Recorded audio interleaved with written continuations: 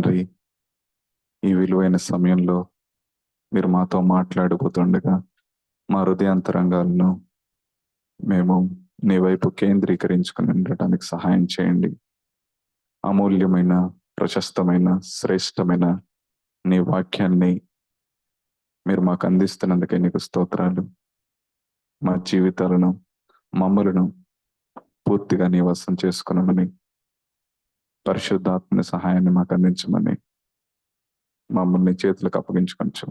క్రీస్తు యేసు నామములో ప్రార్థించి అడిగి వేడుకుంటున్నాం తండ్రి, ఆమేన్.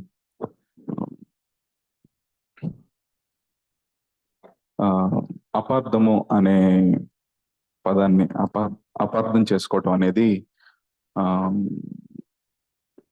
మనకు మాత్రమే వర్తించేది. దేవుడు ఎప్పుడు అపార్థం చేసుకోవడం కుదరదు. ఎందుకంటే దేవుడు సమస్తాన్ని ఎరిగినవాడు. మనం అపార్థం చేసుకోవటం జరుగుతుంది అని అంటే మనకు సరిగ్గా తెలియక, గ్రహింపలేక తొందరపడి అపార్థం చేసుకుంటూ ఉంటాం. ఇది మనకు అర్థం అవ్వాలంటే ఒక గుడ్డివాడు ఉన్నాడు అనుకోండి. ఒక గుడ్డివాడిని నీ పక్కన ఉన్న సెల్ఫ్ లో, అల్మారాలో ఒక వస్తువు ఉంటది, ఇవ్వు అని నేను చూపు లేని గుడ్డివాడిని అడిగితే ఆ గుడ్డివాడు కాసేపు తడిమి, ఇదిగో నువ్వు అడిగింది ఇదే కదా అని ఇస్తాడు.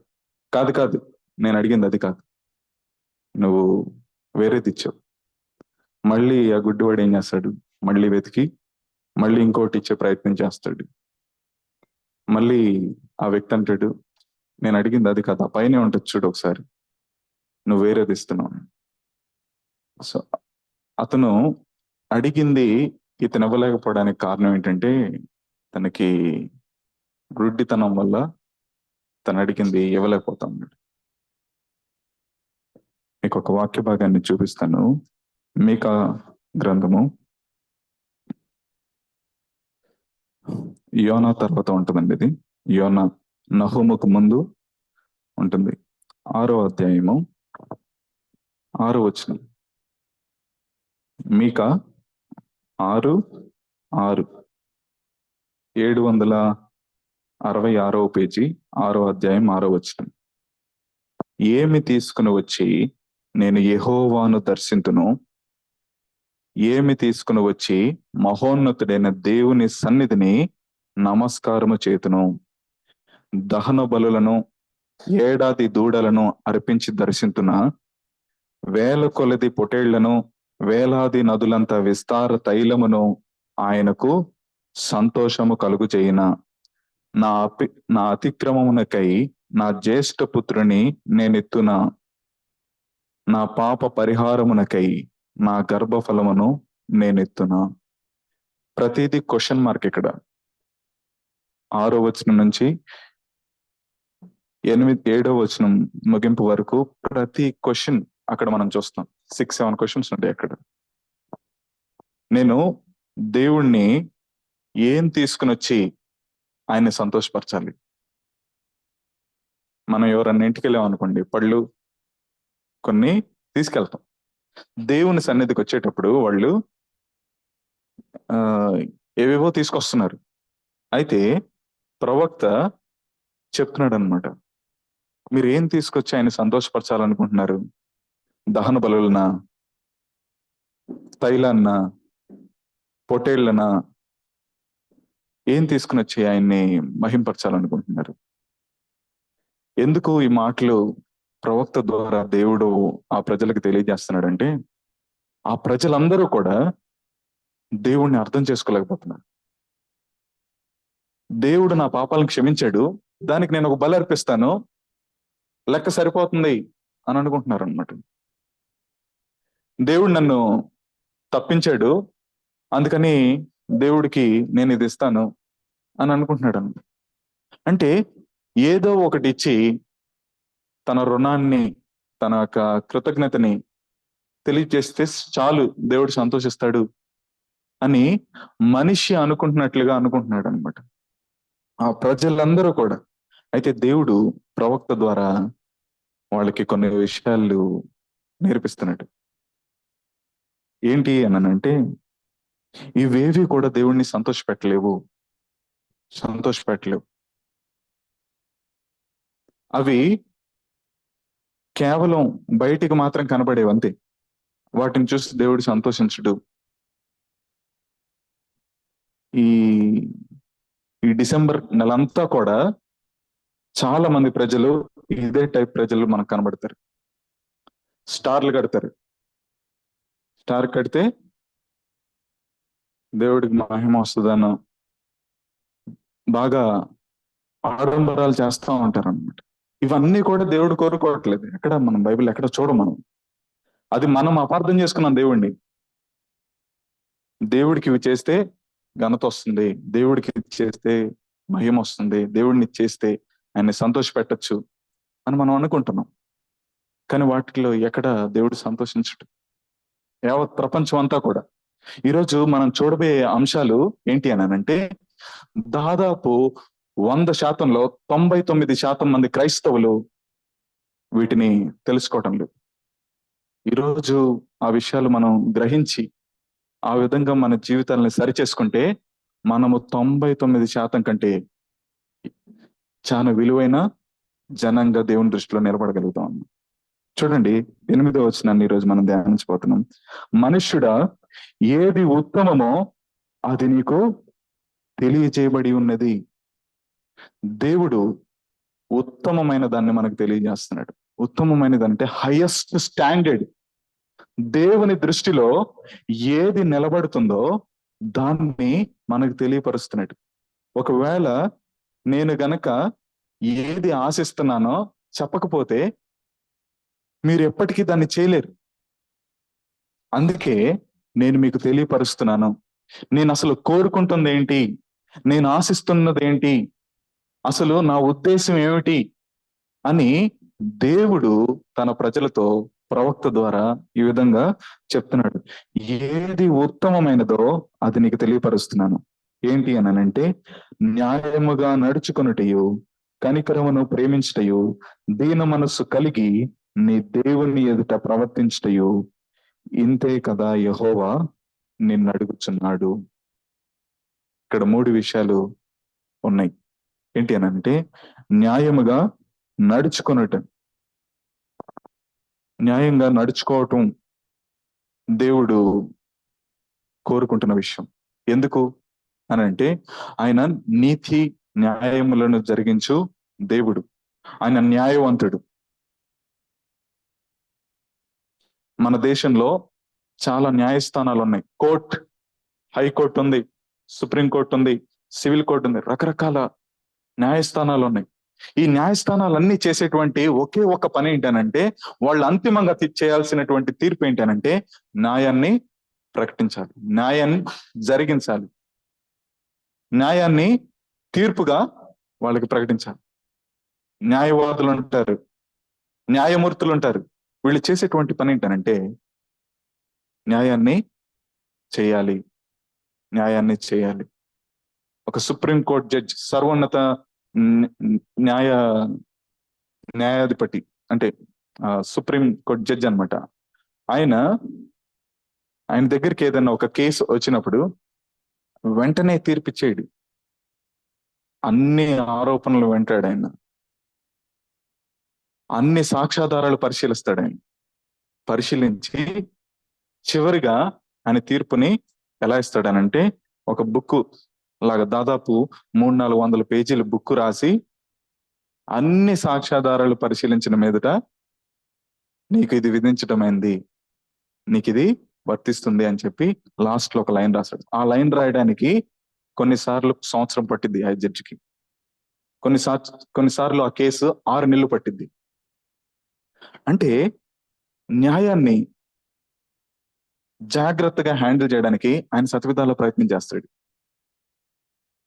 ఈ లోక సంబంధమైనటువంటి న్యాయస్థానమే ఆ విధంగా ఉంటే, దేవాతి దేవుడు ఎంత న్యాయవంతుడంటే, ఆయనని ప్రతిబింబించేటువంటి మనము ఆ న్యాయాన్ని ఎక్కడా తప్పిపోకూడదు. దేవుడు అది కోరుకుంటున్నాడు మన దగ్గర నుంచి. మనం ఇచ్చే వాటి గురించి దేవుడు పట్టించుకోవట్లేదు. అసలు ఈ సర్వ భూమి భూమి దానిలో ఉన్న సమస్తము ఆయనవి. మనం కూడా ఆయనకు చెందినవారు. మనం ఏదో ఆయనకి ఇస్తున్నామనంటే ఆయన జేబులో నుంచి తీసి ఆయన జేబులో పెడుతున్నట్టే. ఆయనది కానిది ఏది మనం ఇవ్వలేం. నువ్వేదైనా ఇస్తున్నావు అంటే అది ఆయనదే. అలాంటిది అది ఇచ్చి నేను దేవుణ్ణి సంతోషపెడుతున్నాను అని అంటే నువ్వు నేను ఏ విధంగా ఉన్నావు అంటే గుడ్డితనంలో ఉన్నావు. ఆ గుడ్డివాడు ఏదో ఇచ్చి ఇదిగో ఇచ్చాను అని అనుకుంటున్నట్లే అనమాట. ఈరోజు చాలా మంది క్రైస్తవ్యం అలాగే ఉంది, గుడ్డితనంలో బ్రతుకుతుంది. దేవుడు ఏది కోరుకుంటున్నాడో అది వాళ్ళు చేయలేకపోతున్నారు. దేవుడు ఏది ఆశిస్తున్నాడో అది వాళ్ళు గుర్తించలేకపోతున్నారు. దేవుని చిత్తం వేరు, వీళ్ళ చిత్తం వేరు, వీళ్ళ కోరికలు వేరు, వీళ్ళ ఆలోచనలు వేరు, వీళ్ళ మనసులో ఉన్నటువంటి తలంపులు వేరు. దేవుని హృదయాన్ని ఆయన తన ప్రజలకి తెలియపరుస్తున్నాడు. ఈరోజు మనం దేవుని హృదయాన్ని అర్థం చేసుకోవాలి. దేవుని మనస్సుని మనం అర్థం చేసుకుంటే ఆయన కోరింది మనం చేయొచ్చు. అసలు ఆరాధన అంటే ఏంటనంటే దేవుడు ఆశించినట్లు చేయటమే ఆరాధన. దేవుడు కోరుకున్నట్లు జీవించటమే ఆరాధన. ఆదివారం రోజు కొంత సమయాన్ని స్తుతించడానికి, కృతజ్ఞత చెల్లించడానికి కేటాయిస్తాం. కానీ అది మాత్రమే ఆరాధనని పరిమితం చేయబడలేదు ఎక్కడ. మన జీవితం అంతా కూడా దేవుడు స్పష్టంగా తన కనులతో చూస్తున్నాడు. ప్రతి క్షణము ఆయనను ఆరాధించే అవకాశం మనకు వస్తుంది. కానీ మనం మాత్రం ఆదివారం మాత్రమే దానికి ఒక గీత గీసి ఇదిగో ఈ టైంలో నేను చేస్తాను అన్నారు. నువ్వు మిగతా జీవితం అంతా నీ ఇష్టానుసారంగా జీవించి ఆ రోజు నువ్వు ఎంత పరిశుద్ధంగా కనపడిచినా గానీ అది అంగీకరించబడదు. ఎందుకంటే దేవుడు కోరుకుంటుంది అది కాదు. నీతిని న్యాయాన్ని జరిగించేటువంటి దేవుడు న్యాయంగా జీవించాలని కోరుకుంటున్నాడు, ఆశిస్తున్నాడు. దాన్ని మనం చేయాలి. అది మన జీవితంలో కలిసి నడిచిపోవాలి అని ఆయన కోరుకుంటున్నాడు. ఒక వచనాన్ని మీకు చూపిస్తాను చూడండి. కొరింథీయులకు రాసినటువంటి 2వ పత్రిక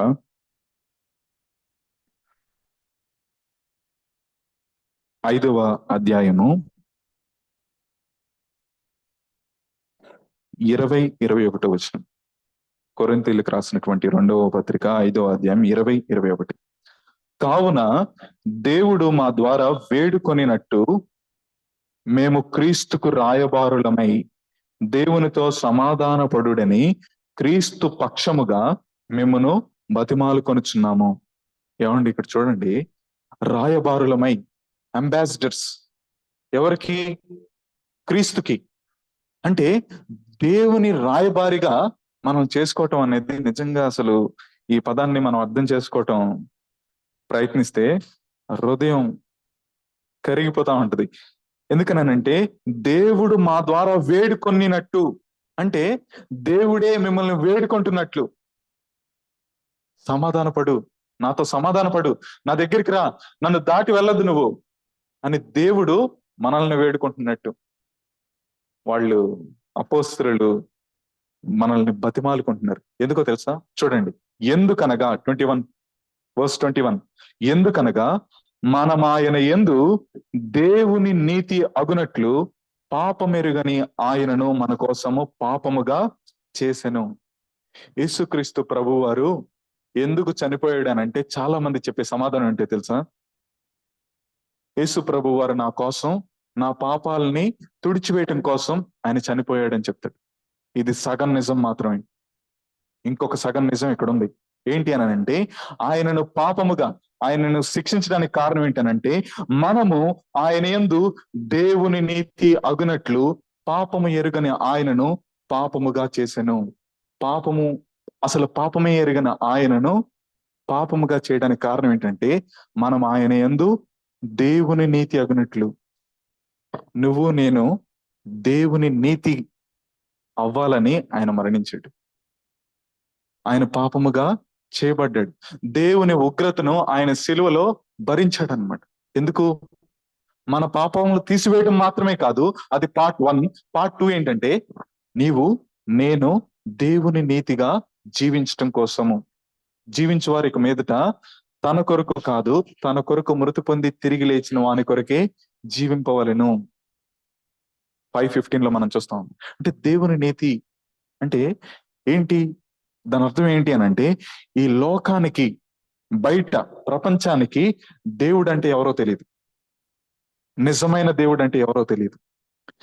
దేవుడు అంటే తెలియనప్పుడు దేవుని నీతి అంటే వాళ్ళకి తెలియదు. అలాంటి వాళ్ళ మధ్యలో నీవు ఉన్నావు. నిన్ను చూస్తే వాళ్ళకు దేవుని నీతి ఏంటో అర్థం అవ్వాలి. అందుకు ఆయన నిన్ను రక్షించాడు, అందుకు ఆయన నీ కోసం చనిపోయాడు, అందుకు ఆయన నిన్ను బ్రతికిస్తున్నాడు. అసలు కోరుకుంటుంది అది. నువ్వు న్యాయంగా నీతిగా జీవించాలని అంటే దేవుణ్ణి అర్థం చేసుకున్నప్పుడు మాత్రమే, దేవుడు అది కోరుకుంటున్నాడని తెలుసుకున్నప్పుడు మాత్రమే నువ్వు దాన్ని అవలంబించగలుగుతావు. చాలా మందికి తెలియటం లేదు. కేవలం ఆదివారం వస్తే బైబిల్ పట్టుకుని, సరే చర్చికి వెళ్ళాలి, ఈరోజు వెళ్ళాలి కాబట్టి వెళ్ళాలి అని అనుకుంటే సరిపోదు. తను వేసే ప్రతి అడుగు, తను మాట్లాడే ప్రతి మాట, తను చేసే ప్రతి క్రియ ఈ లోకం అబ్జర్వ్ చేస్తుంది. ఆ లోకానికి నువ్వు ఎలా ఉండాలి అని అంటే, దేవుని నీతి అంటే ఏంటో చూపించే వ్యక్తిగా ఉండాలని దేవుడు కోరుకుంటున్నాడు. దేవుడు నిన్ను వెలుగుగా చేయాలని అనుకున్నాడు. దేవుడు నిన్ను ఉప్పుగా ఉండాలనుకున్నాడు. అది ఆయన కోరుకుంటుంది. న్యాయముగా నడుచుకోవటం అనేది దేవుడు ఆశిస్తున్నాడు. ధనం విషయంలో మనం న్యాయంగా ఉండాలి. చాలా మంది గవర్నమెంట్ ఆఫీసుల్లో అక్రమంగా డబ్బును సంపాదిస్తూ ఉంటారు. రైల్వే స్టేషన్లలో టీటీలు అక్రమంగా డబ్బులు సంపాదిస్తుంటారు. రోడ్ల మీద ట్రాఫిక్ పోలీసులు అక్రమంగా సంపాదిస్తూ ఉంటారు. నీవు నేను ఒక ప్రభుత్వ ఉద్యోగం అయితే కనుక, అంటే ఉద్యోగం చేస్తున్నట్లయితే దాన్ని మనం చేయకూడదు. న్యాయంగా నడుచుకోవాలి. నీవు నేను సమయాన్ని న్యాయంగా ఖర్చు పెట్టాలి. సమయాన్ని న్యాయంగా ఖర్చు పెట్టాలి. టైం, బ్రదర్ ప్రార్థన చేసుకుంటున్నారా అని అంటే, టైం లేదు బ్రదర్. నిజంగా టైం లేదా? నిజంగా టైం లేదా? ఫోన్ ముందు, టీవీ ముందు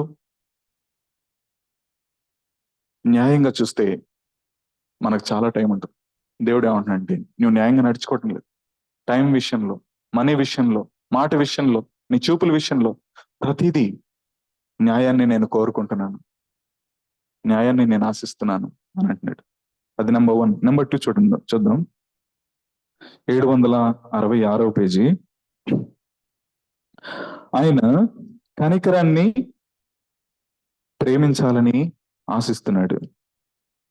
న్యాయముగా నడుచుకున్నటయు, కనికరమును ప్రేమించటయు, కనికరాన్ని ప్రేమించాలని ఆయన కోరుకుంటున్నాడు. ఎందుకనంటే ఆయన కనికరము కలిగినటువంటి దేవుడు కాబట్టి. దేవుడు మనిషిని సృష్టించినప్పుడు తన పోలిక చొప్పున తన స్వరూపంలో చేసుకున్నాడు. అంటే దేవుడు ఎగ్జాక్ట్ గా తన గుణ లక్షణాలను మనలో ఉండాలని అనుకున్నాడు. అయితే పాపం చేయడం వల్ల ఆ గుణ లక్షణాలన్నిటినీ మనం కోల్పోయాం. సరే, దేవుడు దానికి పరిష్కారాన్ని చూపించి, ఇదిగో ఏదైతే కోల్పోయావో మళ్ళీ దాన్ని నువ్వు పొందుకోవాలి, అది నేను ఆశిస్తున్నాను అని అంటున్నాడు. కనికరాన్ని మనం పాపంలో ఉన్నప్పుడు కోల్పోయాం. ఇప్పుడు పాపాలు క్షమించబడ్డాయి. ఇప్పుడు మనం కనికరాన్ని చూపించాలి. కనికరాన్ని చూపించాలని అక్కడ లేదు. చూడండి, కనికరమును ప్రేమించాలి అని ఉంది. కనికరాన్ని ప్రేమించాలి అని ఉంది. చాలా సార్లు మనము మన తోటి సహోదరుల పట్ల కఠినంగా ప్రవర్తిస్తూ ఉంటాం. క్షమించడానికి మనస్సు రాదు అని అంటారు. అసలు వీడు చేసిన పాపానికి, వీడు చేసిన తప్పుకి జీవితంలో వీడిని క్షమించకూడదు అనేటువంటి నిర్ణయం తీసుకుంటారు అనమాట. అంత కఠినంగా ప్రవర్తిస్తూ ఉంటారు. కానీ బైబిల్ ఎక్కడ కూడా ఆ విధంగా చెప్పటం లేదు. ఒకసారి ఒక పాస్టర్ గారు బస్ ఎక్కి హైదరాబాద్ వెళ్తా ఉంటే సూర్యాపేట, కోదాడ అలాంటి స్టేషన్స్ లో బస్సు ఆగుద్ది. ఆయన కిందకి వెళ్ళాడు. ఈలోపు ఆ స్టేషన్ లో ఆగింది కదా అని చెప్పి కొంతమంది ఎక్కుతారు కదా, అక్కడ ఎక్కేవాళ్ళు ఎక్కారు. వచ్చి ఎక్కి ఆయన సీట్లో కూర్చున్నారు. ఆయన వెళ్ళేటప్పుడు కచ్చెప్ పెట్టి వెళ్ళాడు. సరే వచ్చి ఆయన మరి ఆ కచ్చెప్ ఏమైనా తెలియదు, వేరే వాళ్ళు వచ్చి కూర్చున్నారు. పాస్టర్ గారు వచ్చాడు, వచ్చి ఇది నా సీట్ అన్నాడు. "ఇది నీ సీటా? ఖాళీగా ఉంది, కూర్చున్నాను" అన్నాడు. కళ్ళు కనబట్టలేదా? అది పెట్టాను నేను" అని అన్నాడు పాస్టర్ గారు. ఆయన కోపం వచ్చింది. అలా అలా తగాదా పెరిగింది, గొడవైంది. గొడవయ్యేటప్పటికి ఆయన పాస్టర్ గారిని లాగి ఒక చెంప మీద కొట్టాడు. పాస్టర్ గారు ఏం చేశాడంటే, ఇక్కడ కూడా నన్ను ఒక దెబ్బ కొట్టు అన్నాడు అన్నమాట. ఈ చెంప మీద కూడా నన్ను ఒక దెబ్బ కొట్టు అన్నాడు. ఏంటి ఎటకారమా అని చెప్పి మళ్ళీ కొట్టాడు అన్నమాట. కొట్టంగానే పాస్టర్ గారు ఏం చేశాడంటే, ఆ బ్యాగ్ పక్కన పెట్టి, దేవుడు 2 సార్లే చూపించమన్నాడు రా అని చెప్పి బాగా కొట్టాడు అన్నమాట. ఒక దెబ్బ ఒక చెంప మీద కొడితే ఇంకో చెంప చూపమన్నాడు, 3 చూపించమనలేదు అని చెప్పి కొట్టిపడేసాడు అనమాట. సేమ్ యాటిట్యూడ్ పేతురులో మనం చూస్తాం. ఒకసారి మత్తయి సువార్త 18వ అధ్యాయం చూడండి.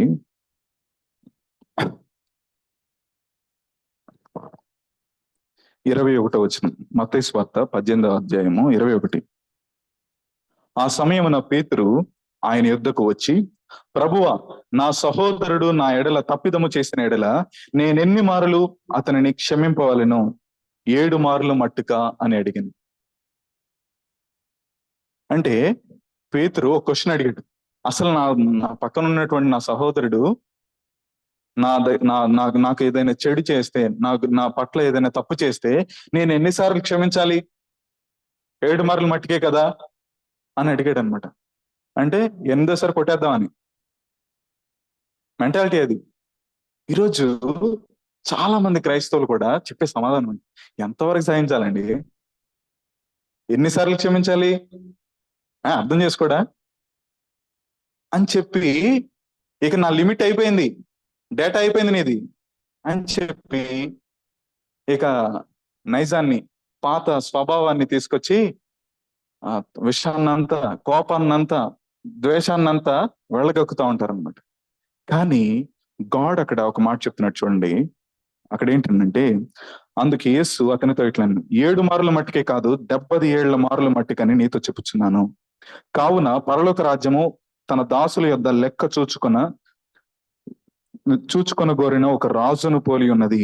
అతడు లెక్క చూచుకొని మొదలు పెట్టినప్పుడు 10,000 తలాంతులు. ఈ వాక్య భాగాన్ని మనం ఒకసారి చూసాము, షార్ట్ గా చెప్తాను చూడండి.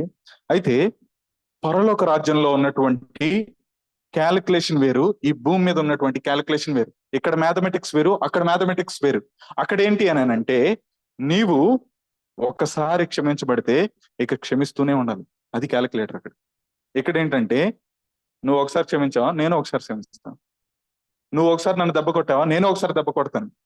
నువ్వు ఒకసారి నన్ను నష్టపరిచావా, నేను ఒకసారి నష్టపరుస్తాను. ఇది దెబ్బకు దెబ్బ అనమాట. కానీ పరలోక రాజ్యం వారసులుగా, ఒక రాజ్యంగా మనం చేయబడ్డాము. అక్కడ ఉన్న క్యాల్కులేషన్ ఏంటంటే, నీవు క్షమించబడ్డావు, ఆ క్షమాపణ ముందు నువ్వు ఎవరినైనా క్షమించవచ్చు అనేది సొల్యూషన్. ఒక ఆయన రాజు దగ్గర అప్పున్నాడు. ఎంత అప్పున్నాడు అని అంటే 10,000 తలాంతులు. ఒక్క తలాంత్ అంటే 3,600 రూపాయలు. కింద మనకు కనబడుతుంది ఫుట్ నోట్ లో. ఆయన 10,000 తలాంతులు అంటే 3,60,00,000 రూపాయల అప్పున్నాడు. అయితే ఈ అప్పుని ఆ రాజుగారు ఏం చేశాడంటే, నేను క్షమించేశాను, నీ పరిస్థితి బాగాలేదు, నువ్వు వేడుకుంటున్నావు, నువ్వు నన్ను బతిమాలేవు, నేను నీ మీద కనికరపడి నేను నీ అప్పును తీర్చివేశాను అంటాడు. 27వ వచనం చూడండి. ఆ దాసుని యజమానుడు కనికరపడి, ఆ మాటను మనం అర్థం చేసుకోవాలి, కనికరపడి వాని అప్పంతటిని క్షమించాడు. కనికరపడి క్షమించెను అంటే, క్షమించడంలో ఏముండాలి? మనకి కనికరం ఉండాలి. క్షమించడంలో ఏముండాలి? కనికరం ఉండాలి. అయితే ఈ దాసుడు ఏం చేస్తాడనంటే, ఎవరో ఒకళ్ళకి ఒక 50 రూపాయలు అప్పించాడు. మేబీ ఆ 3,60,00,000 రూపాయల్లో ఇచ్చుంటాడేమో. ఆ 50 రూపాయలు అప్పిస్తే ఆ 50 రూపాయలని క్షమించడం అనమాట.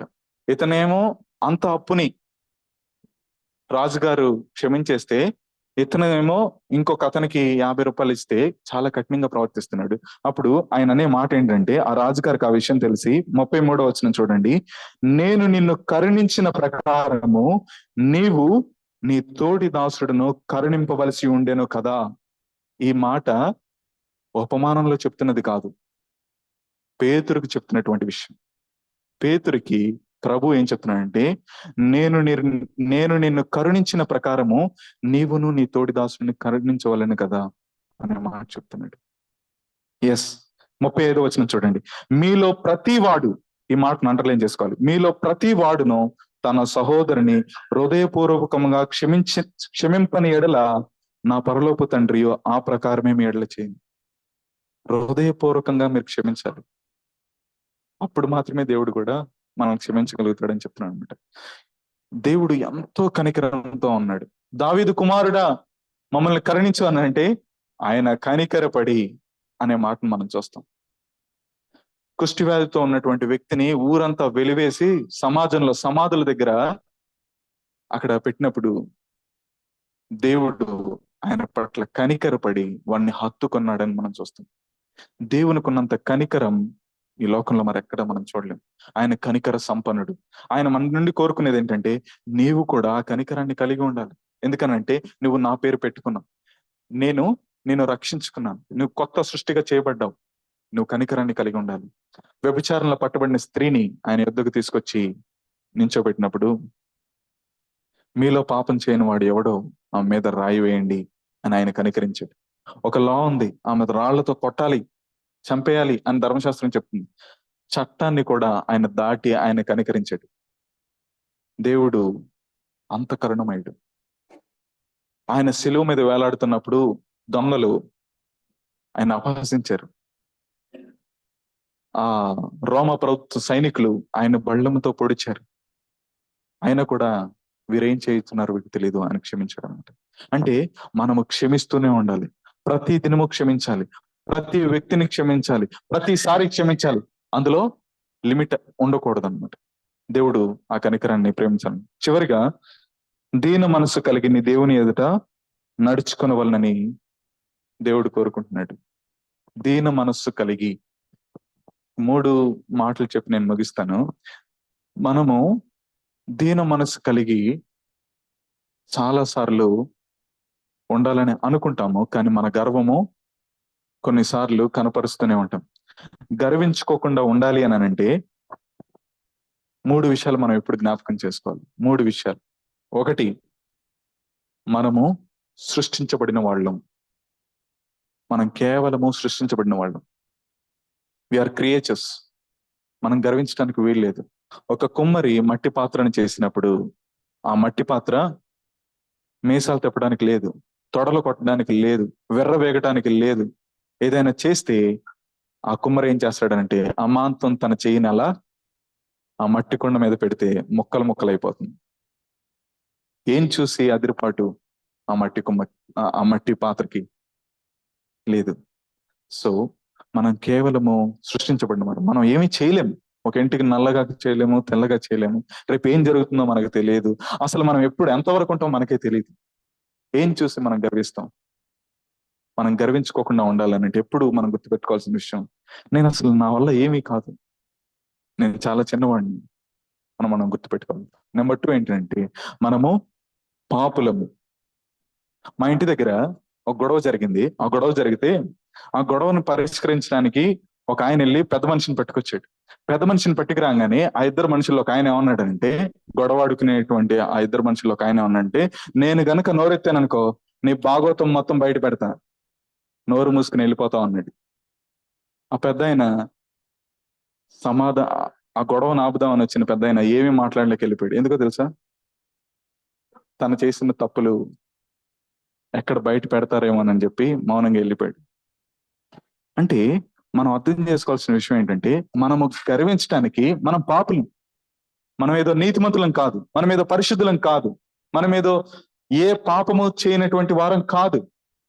మనలో పాపం ఉంది, ఆ పాపాన్ని దేవుడు క్షమించాడు. మనం దీన మనసు కలిగి ఉండాలి. మనం గర్వించడానికి వీలు లేదు, మన స్వభావానికి విరుద్ధమైనది. అండ్ 3వది ఏంటనంటే, దేవుడు మనలను సమాధానంతో ఉండమని చెప్పాడు. మనం ఎలా గర్విస్తాం? దీన మనసు కలిగి ఉండమని చెప్పాడు, మనం ఎలా గర్విస్తాం? కాబట్టి మనం ఎప్పుడూ కూడా గర్వించడానికి వీల్లేదు. దేవుడు దీనులకు తన కృపను అనుగ్రహిస్తాడు. గర్విష్ఠులను ఆయన ఎదిరిస్తాడు అని దేవుని వాక్యం స్పష్టంగా చెప్తుంది. ఆయన దీన మనస్సు సాత్వికము గలవాడు గనుక మనం ఆయన యొద్ద కూర్చుని నేర్చుకోవాలి. దీన మనస్సు అనేది చాలా ఇంపార్టెంట్. అయితే ఇవన్నీ చెప్పి చివరికి ఏమంటాడంటే, ఇంతే కదా నిన్ను అడుగుతున్నాను అంటాడు. ఇంతే కదా, నువ్వేమో లైట్లు కట్టి మైకులు పెట్టి టెంట్లు పెట్టి భోజనాలు పెట్టి టచ్ టచ్ అని చెప్పి ఏదో చేస్తున్నావు. ఇవన్నీ కాదు, నేనేమడుగుతున్నా అంటే, న్యాయంగా నడుచుకో, కనికరాన్ని ప్రేమించు, దీన మనసు కలిగి ఉండు. ఇంతే కదా నేను అడుగుతున్నా. దహన బలి ఇవ్వనవసరంలా, నాకు వేలాది పొటేళ్ళు ఇవ్వనవసరంలా, విస్తారమైన